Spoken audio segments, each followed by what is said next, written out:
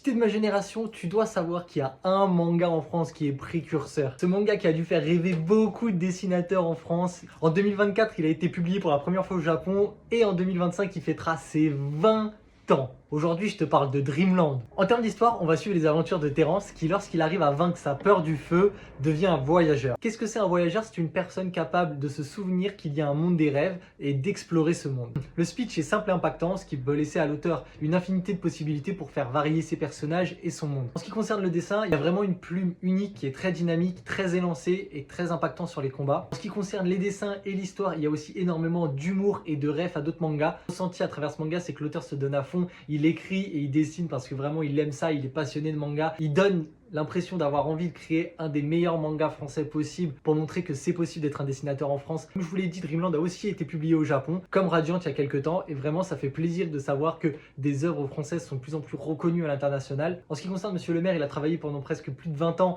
à Dreamland. Aujourd'hui, il est aussi sur l'histoire de Free Quest avec le dessinateur Neo. Si vous n'avez pas lu ce GOAT du manga français qui est Dreamland, je vous conseille évidemment. Moi, ce que vous en avez pensé en commentaire si vous l'avez lu, sinon je vous dis à la prochaine. Ciao.